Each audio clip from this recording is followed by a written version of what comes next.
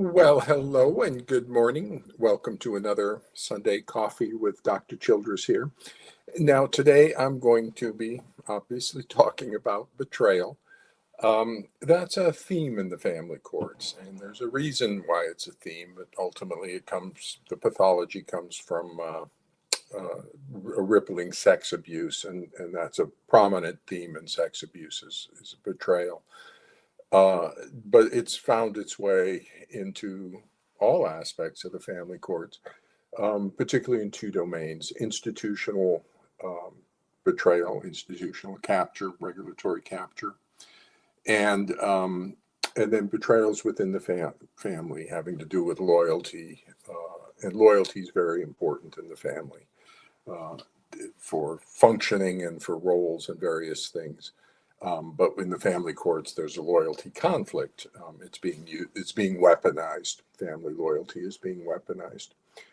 So let's start here by talking about the two different types of betrayal that are in the family courts. The first prominent one is institutional betrayal trauma, and that's for you parents out there and your children. Um, it's a trauma, and the whole aspect, everything about the family courts is a trauma pathology. It's child abuse, that's trauma. It's complex trauma. It's spousal abuse, that's complex trauma. It's institutional betrayal trauma. We're most definitely in the trauma zone. And so institutional betrayal trauma was first identified by Freud, and it, in the family courts, it has to do with the institutions of professional psychology, the American Psychological Association, and the licensing boards, and that's the Association of State and Provincial Psychology Boards. Um, and their failure to respond to the unethical practices in the family courts that are leading to the financial exploitation of parents on a massive scale by the psychologists. Uh, then the second has to do with family betrayal, and the primary family systems person on family uh, loyalties is Berzermain Nagy and his book Invisible Loyalties. And when a child is rejecting a parent, that represents a betrayal of loyalty within the family. And we'll start, though, by talking about the institutional betrayal, the one who should protect and doesn't. Uh, that's just devastating in the family courts, and that's keeping everybody locked into the pathology. And this is the article by Smith and Freud back in 2014 entitled Institutional Betrayal. And it's in the American Psychologist. Now, the American Psychologist Journal is the flagship journal of the American Psychological Association. So, this is in the American Psychological Association's flagship journal about institutional betrayal. And guess who's betraying the parents and children in the family courts? The American Psychological Association, and it's led to hundreds of thousands of undiagnosed and untreated child abuse and spousal abuse cases in the family courts because they are experimenting with this new quasi judicial role for doctors and a experimental assessment procedure called a forensic custody evaluation. That needs to stop. We need to get back to clinical psychology diagnosis and treatment. We have child abuse, spousal abuse, a dark triad, vulnerable dark triad, dark tetrad personality, most malevolent humans on the planet, narcissistic, psychopathic, highly manipulative, sadistic, in the family courts, undiagnosed, untreated, creating the child abuse and spousal abuse, undiagnosed and untreated. And the unethical practices are off the charts. A violation of 2.01 boundaries of competence and attachment, delusional thought disorders, family systems, a bunch of them, complex trauma. That leads to a violation of 2.04 in the APA Ethics Code, leads to a violation of 9.01 bases for assessment, and 3.04 avoiding harm. There's a cascade of four ethical violations in the family court, plus 8.01, the failure for institutional review board oversight of this experiment of forensic custody evaluations. It's a nightmare in the family courts. Institutional betrayal, and they know. I've told them on a petition to the APA signed by 19,000 parents, and most recently on a complaint regarding 4 prominent forensic psychologists. So I've documented them into the record. Absolutely. This is where we're headed. Because the system is flawed, it's inverted, and there's no solution as long as there's regulatory capture and institutional betrayal. So here's Gemini description of institutional betrayal. Jennifer Freyd's concept of institutional betrayal refers to wrongful actions or inactions by institutions, university, workplaces, military, that harm individuals dependent on them, such as covering up abuse or failing to respond to reports. It extends betrayal trauma theory and causes significant mental health issues, often being more damaging than the initial incident. This is pretty devastating, what's happening in the family courts. And in creating, this is for me, in creating and fostering a forensic custody evaluation industry in the family courts, the forensic psychologists, the American Psychological Association, the APA, and the state licensing boards, the ASPPB, are betraying their obligation to protect children from child abuse and parents from spousal abuse by a pathological ex-spouse and parent who is using the child as a spousal abuse weapon. Can I be any more clear?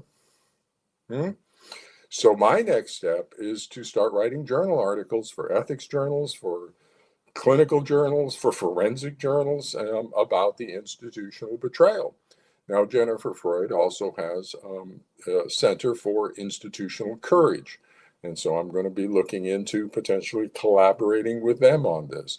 And I am recommending that the parents and your allies initiate a class action lawsuit and name the 50 state licensing boards, the American Psychological Association, the AFCC, Association of Family Conciliation Courts, and the prominent forensic custody evaluators as co-defendants, and then settle out with the state licensing boards, the states, and the APA to correct the situation in the family courts, to stop the forensic custody evaluations. They are a nightmare.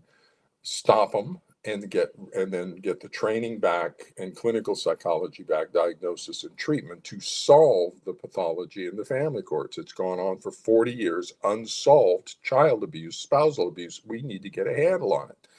And so that's where I'm headed. Now, if there is a class action lawsuit, I may be a testifying expert. So you guys need to generate that. That's not in my domain. I've done everything. I've documented everything into the record. And so it's up to you now. Here's from the New York Blue Ribbon Commission on Forensic Custody Evaluations, the only oversight these custody evaluations have ever received.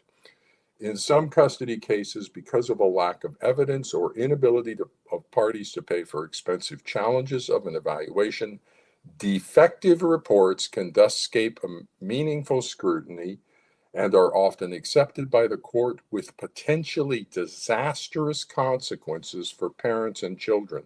They are talking about the activity of psychologists having potentially disastrous consequences for parents and children. Why are these allowed to happen?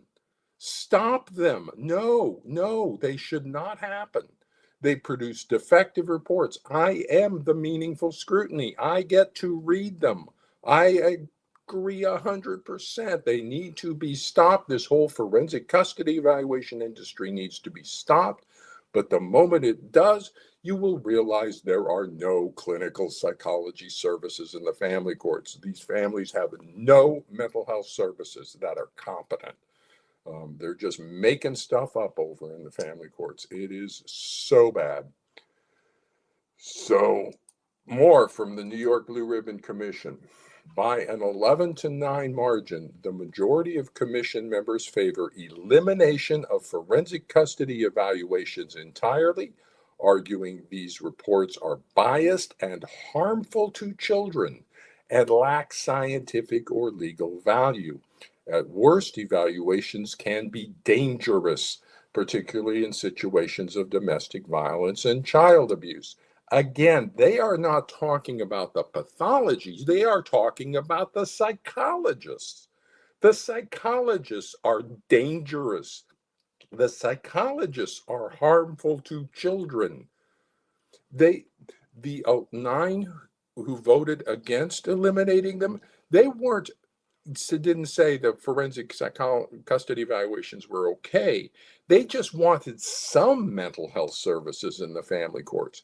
The 11 who voted to eliminate them would rather have no mental health services in the family courts than what they are receiving from mental health, from the American Psychological Association, from the licensing boards, from the various agencies, of various oversight agencies for all the master's level. That is a stunning indictment of the mental health services in the family courts when the only review ever conducted determined that they would rather have no mental health services rather than what they're receiving. And the licensing boards, where are they? 40 years, where are they? That's called regulatory capture. That's Stigler. More from the New York Blue Ribbon Commission on Forensic Custody Evaluations. These members reached the conclusion that the practice is beyond reform and that no amount of training for courts, forensic evaluators, and/or court personnel will successfully fix the bias, inequity, and conflict of interest issues that exist within the system. The conflict of interest is phenomenal. You have the custody evaluators controlling the licensing boards. You have them control on the APA. You have them infiltrated everywhere. And the AFCC is their megaphone for promoting their practice of forensic custody evaluations. It needs to stop. The New York Blue Ribbon Commission, where are the licensing boards protecting the public? The incompetence. You want to know the incompetence? Go get any forensic custody evaluator vita.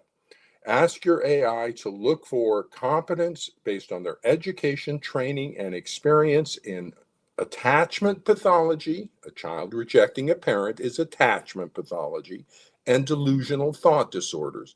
The differential diagnosis is a persecutory delusion in the allied parent. They are psychotic. They have a major psychiatric disorder, and it's not being diagnosed. Delusional disorders are in the same category as schizophrenia. This is a serious psychiatric disorder, plus factitious disorder imposed on another child abuse diagnosis. They have 2 psychiatric disorders that aren't being diagnosed by these custody evaluators. Look on their vita. Get your AI to look on their vita for competence in attachment delusions. You will not find it. Up on my website, up on my Substack, I've done that with ChatGPT-4. You can download that training protocol and that assessment of 6 top forensic custody evaluators who were instructors for an AFCC course, plus 2 additional top tier forensic custody evaluators who literally wrote the book on how to do it. None of them are competent in attachment or delusions, and yet they are the ones who are running the show. It is a nightmare. It needs to stop. It cannot be reformed. It needs to stop. Dangerous, harmful to children. Yeah, so look at these descriptors. Dangerous, harmful to children, lack scientific or legal value, defective reports, potentially disastrous consequences for parents and children. The practice is beyond reform. How long will the licensing boards be inactive? How long will the APA be non-responsive to this situation? You need to pull them, get an IRB review. An IRB review would never pass it, would never approve it. Institutional Review Board. Right? Why? So what are we looking at? We're looking at regulatory capture. And that's Stigler. The failure of state licensing boards to protect the children and their parents from the negligently incompetent, unethical, and harmful practices of the forensic custody evaluators represent a textbook case of regulatory capture. Stigler, as described by Carpenter and Moss. So now let's shift gears a little bit. So I have to calm down a little bit on that now. But you will not get a solution to the family courts. The child abuse will continue. Everything will continue until we free the system from this experiment by the forensic custody evaluations and return to actual clinical diagnosis and treatment and solve it. So we have to get rid of the forensic custody evaluations. But now here's the situation in the families. Loyalties are really important. They structure relationships and hierarchies within the family and promote bonding. And there's just as a ground to understanding this, there's 4 types of relationship in the family. And they depend on gender, the gender of the parent and gender of the child. 2 of those are cross-gender relationships. Those are your high affection bonds. That's your father-daughter and mother-son. 2 of the bonds are same-gender bonds. Those are your identity bonds. That's father-son and mother-daughter. And so in the family, when you have a child rejecting a parent, you have basically in the child's development, the child is acquiring information about 2 domains of attachment bonding and selfhood. The first, on the cross-gender relationships, they are developing a sense of value. So those are your high affection bonds, mother, son, and father, daughter. And those are associated with the term mirroring, that the child looks in the face of the parent and sees a mirror for who they are, their value. And so for the young daughter, that's the value to men in the society. Does she have value? And for the mother-son bond, it's the same way. For the same gender bonds, that's going to build up networks in the identity region of the attachment system. So the attachment system has 2 areas, 2 sets of networks to acquire information from differing people in the child's world.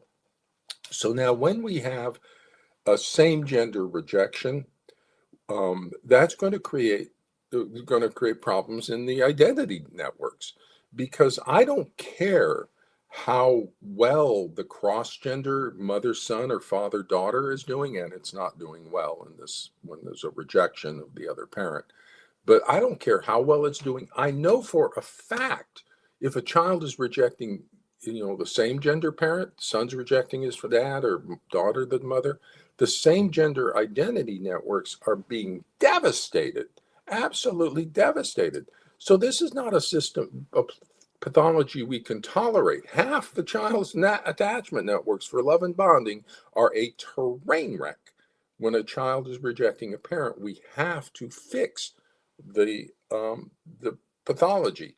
And the same is true when we go the other direction. If you have a mother or a daughter rejecting her mother, or a son, or the opposite, the cross-gender here, if you have a daughter rejecting her father, or the son his mother, that's the value networks. He's supposed to be getting high affection on those networks, and instead they're getting no affection. That's devastating to their cross-gender networks. So again, I don't care what's happening in the alive parent. I know for a fact I've got decimated attachment system just when a child's rejecting a parent. This is not normal. In the general population, you do not see a child rejecting a parent. This is severely pathological. It's caused by a psychiatric disorder in the allied parent, a delusional disorder, a psychotic disorder in the allied parent.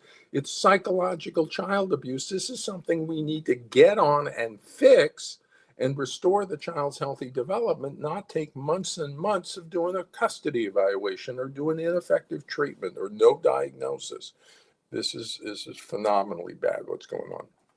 And just to point out, just because, one half of the system is a mess, that doesn't mean the other half of the system is not also a mess.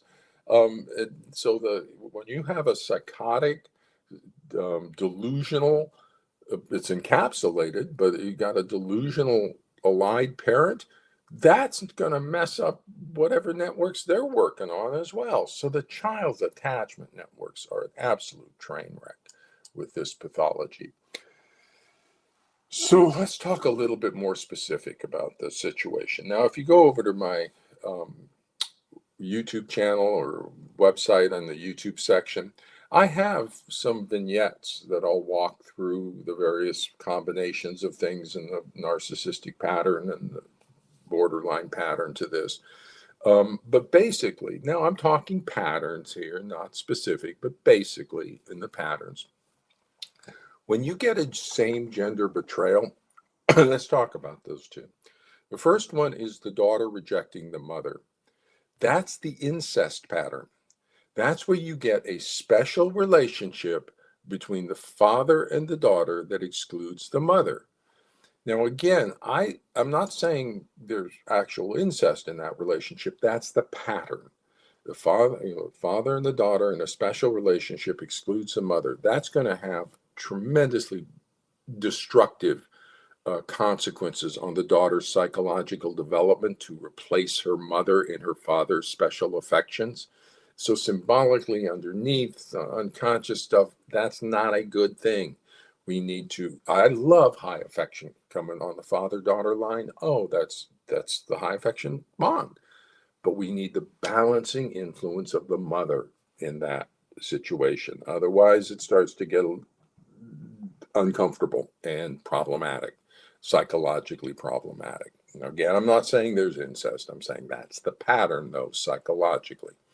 Now, it's the same thing for the son rejecting his father, except gender reversed. So that's called the Oedipal pattern. That's where the son defeats his father to win his mother's special affections. So again, that's going to have difficult psychological consequences for a son who's got the identity bond with his father and now is fighting his father to overcome him and be his mother's protector. And so he wins her special affections. Oh, mommy, you're so wonderful. And dad, you're unprotected. That's psychologically a problem for the kid. Okay. And we'll go on to the other two, and then we'll talk about loyalty issues. So then in the cross-gender betrayal with the son rejecting his mother, that's the values bond. So that's the son who's now unlovable. He doesn't feel loved by his mother and that's where the child feels they are of no value to be loved. I mean, that's the boy's mother. And he's not feeling loved by his mother of value. That's going to have tremendously impactful destructive impact on his psychological development. He's going to have mommy issues for the rest of his life around the rejection of that mother-son bond. And then the same thing with the daughter rejecting the father, that she's unlovable to men, to the other gender, that she doesn't feel loved by her father. And that's what we want. We want children to feel loved. But now this child doesn't feel loved. They feel like their parent is a danger to them and that they are of no value to be loved. And that's immensely destructive to the child's, before I leave that's immensely destructive to the child's healthy development to no matter how it plays out. Now, the other feature about this whole situation is loyalty. And when a child rejects that beloved parent, and that is a beloved parent, because the attachment system is a motivational system. All motivational systems have direction. The child wants to bond to their mother and father. That's a motivational system. The other direction is death by starvation and predation. That's a motivational system. The child wants that parent. The child wants to feel loved by that parent. They want to feel loved by their mom. They want to feel loved by their dad for kind of a little bit different reasons based on the gender composition of things, but they want to feel loved. That's a base of security for them in their world. And here we have a situation where the child doesn't feel loved. And if you ask them, they'll say, "Oh, well, they don't deserve to be loved by me." It's just perverted. That's the influence of that pathological narcissistic borderline parent. You deserve, if you know, to be rejected because you're inadequate. Here's the actual value system. We're not nice to other people because of who they are. We're nice because of who we are. Okay, that deserves to be rejected. That's a spousal abuse theme. Of course I hit her. She deserved it. My dinner was cold. People deserve cruelty. Nobody deserves cruelty. That's that dark narcissistic value system. People deserve cruelty because of their inadequacy. And that's what the child is acquiring from that pathological parent, that value. My targeted parent deserves to be rejected by me. That's not the proper framing or understanding. The child doesn't feel loved by that parent. We need to get that child feeling loved by that parent. And then when I go over to talk to the targeted parent, they want to love their child. Oh my gosh, they just want to do that so much. So we just need to open the channels to that. But when that child who loves that parent, loves their mom, loves their dad, but then must reject that parent, that's a betrayal of loyalty to that parent. And whether it's on the high affection bond of a daughter rejecting her beloved father, and she wants to love him, but now she has to reject him, that's a betrayal of his love. That's a betrayal of the son, of his mother's love. And holy cow, that's a big bond. She gave that boy life, or the daughter, when it goes the same gender. That the mother brought that child into the world, and now the child is rejecting that mother who carried her, who raised. That's a tremendous loyalty conflict.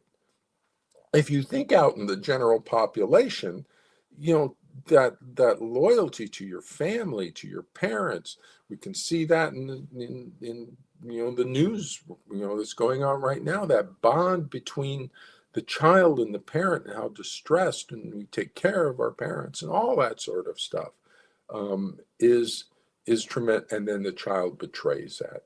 Oh, that's tough psychologically for the child. Now they have to start creating all sorts of defenses inside relative to that. And that makes treatment down the line even more difficult. If we get into the now adult children, that betrayal of loyalty and guilt around that is a treatment related issue. We need more specialized understanding in the treatment professionals. Absolutely. And so that's a tremendous psychological damage to the child, to be put in a position. Now, the allies of the pathology will come in and say, "Oh, well, that targeted parent deserves it because they were too insensitive, they're cruel, they're this or that." All right, no worries. Let's assess it and fix it. Okay, if that's an actual fact, let's assess it and fix it. On all my recommended treatment plans, I have a wonderful dad or wonderful mom bullet point number 1. We'll turn the targeted parent into a wonderful parent. Yay, everything's solved. But that's not going to resolve it. That's not solved for the allied parent or their allies. They'll keep arguing, keep fighting. No, we can't do that. We can't fix it. We can't treat it. We can't solve it. Yes, we can. If there's a problem with the parent, that's the easiest possible solution. We just redirect the parent, solve the parent, and everything's solved. So if it's actually the parent, the targeted parent, that's an easy fix. Especially I go talk to that parent and they say, absolutely, I want to change. I'll do anything. I love that child. That's 4 to 6 weeks. Okay, we fix everything. Returning back to the situation of institutional betrayal, if we get a diagnosis, an accurate diagnosis of the persecutory delusion in the allied parent, the child abuse, spousal abuse, pathology is treatable within 6 to 12 weeks. Okay, so yeah, a month and a half, 3 months, absolutely, we can resolve the whole thing. And you, wonderful dad, wonderful mom, bullet point for the targeted parent, and yeah, we can fix it. We fix the parent, we fix the child. That the idea that this stuff goes on for years in the family courts, when hundreds of thousands of dollars from parents fighting this with lawyers' fees and trials, and the child's childhood is destroyed in custody conflicts and rejecting parent, is an abomination, an absolute abomination, and is caused by the forensic custody evaluators not protecting the child. This is child abuse. This is spousal abuse. You got a dark personality, dark triad, dark tetrad, vulnerable dark triad. Dark triad is narcissistic, psychopathic, and Machiavellian levels of manipulation. Add sadism to that, you get the dark tetrad, narcissistic, psychopathic, manipulative, and sadistic. And that's the personality we have in the family courts. The other variant is the vulnerable dark triad. That's vulnerable narcissism, type 2 psychopathy, that's the manipulative part, and borderline traits. Okay, so you got the borderline spectrum, you got the narcissistic spectrum of the pathology, and it's not being diagnosed and it's not being treated. We know narcissistic and borderlines collapse into persecutory delusions under stress. We know that. And the divorce is a stress, and the attachment. Oh my God, we need to get on this with diagnosis and treatment. 6 to 8 weeks, it's complete. It's out of the courts. It's solved. We have a healthy bond and a healthy childhood. 6 to 8 weeks. The moment we stop forensic custody evaluations and return to actual clinical diagnosis and treatment, what doctors should be doing. There's your institutional betrayal. So I've documented everything in. I recommend you go take a look at Claude Exhibit 23, which is Claude's analysis of the institutional betrayal. And that's part of a larger Claude dialogue I had that is available. Exhibit 22 is about the parental alienation experts. Exhibit 23 is about the institutional betrayal. And Claude does a great description of what's going on. And that has to do with the now adult survivors of family court custody conflict and the parent survivors of traumatic grief and the loss of their children. So when we fix this, when we ultimately step up with institutional courage and fix this, we can't abandon those children who went through this and are now adults and are kind of lost in their psychological traumas, their institutional traumas and things. And Claude will explain all that. And we can't abandon the parents who lost their children and now are suffering with traumatic grief. We need to go back and re-get them. That's where the APA needs to start training people up, and we need to institutional courage. The APA, the state licensing boards, need to step up to the fact that for 40 years they failed the parents and children in the family courts. And that's going to take likely a class action lawsuit. So that's what I start with Claude talking about. Is I say, Claude, I'm a clinical psychologist, you're an AI, neither one of us is an attorney, but from where I sit, class action looks like a reasonable consideration. Claude said, well, here's the considerations on that. And then we go into talking about the way that would help solve the institutional betrayal trauma, institutional courage, for the now adult children and their parents.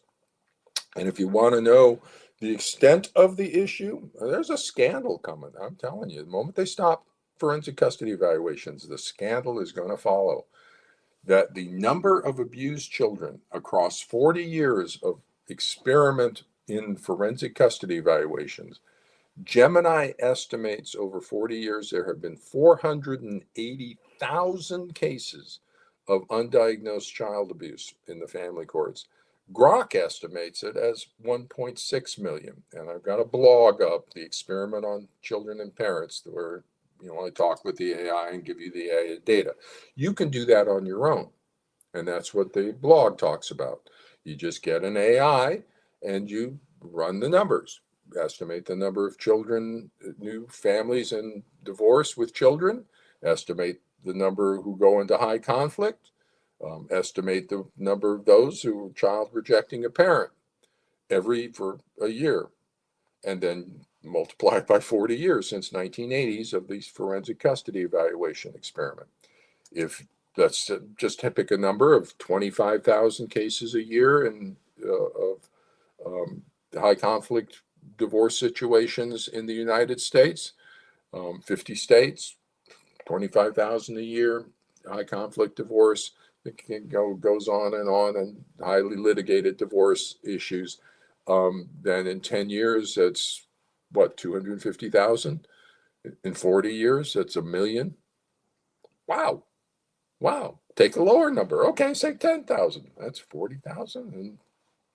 And, or 10,000 a year would be 100,000 times 4 years, 400,000 children and parents, abused children and parents. 400,000. That dwarfs this Catholic Church sex abuse scandal. We have 400,000 cases of undiagnosed child abuse in the last 40 years because of the forensic psychologists who are doing something dangerous, harmful to children, lacks scientific and legal value, and results in potentially disastrous consequences. And we're letting it go on even now. And it's like, we know the New York Blue Ribbon Commission, the moment that came out, we should have pulled forensic custody evaluations until we get an IRB review of them. Where are the licensing boards? And now, finally, and I'll wrap up here, is that there are other incompetence exhibits. They're in the record, Exhibit 16. That's my letter, standard 1.04. When I believe there's an ethical violation to 6 prominent AFCC instructors for an AFCC sponsored class. You can go look at that letter and look at the ethical concerns involved with that course they taught. Then Exhibit 17 is the response of those 6 instructors to that letter. And you can see how inadequate it is. Basically, they're saying all the allegations and concerns are true, because they don't have a defense against them. They just say, well, we're okay. No, that's not true. 1 page, just basically, nope, not true. All righty. And then my Exhibit 18 is my APA Ethics Committee complaint. And you can look at that. The APA Ethics Committee says we don't review things until after the licensing board. So now there's 6 licensing board complaints in. And then Exhibit 19 was the AFCC Board of Directors notification, and that's all pursuant to my standard 1.05 to take further action appropriate to the situation, notifying a state or national committee on professional ethics, appropriate institutional authority, and state licensing boards. So I'm doing what I'm supposed to be doing. So where are the licensing boards in the APA? They're not even responding. They're just dead. They're just dormant. Nothing. No life in them. You're going to have to get a class action lawsuit to activate them up to do the right thing, because the current situation is an abomination in the family courts. But I've discharged my duty to protect. Okay, that's what the December hearings was about, was me discharging my duty to protect to the state boards. And so as soon as we're past this situation, no matter what happens to me, I'm free. that it's no longer my obligation. I'm no longer carrying the duty to protect. So you guys, good luck to you. I'll still be around in the family courts and I'll still be reviewing stuff and doing stuff, but I've done everything I can possibly do on this situation. Next step is for me to write the journal articles and books and all that sort of stuff, and maybe move over to AI psychology if I can get over there. So, which is another, ooh, that's a seriously problematic domain, AI psychology and what's going on with stuff in our world in that zone. So we'll talk to you later. Good luck to everybody out there. I'll talk to you next Sunday about some other aspect of the family court situation.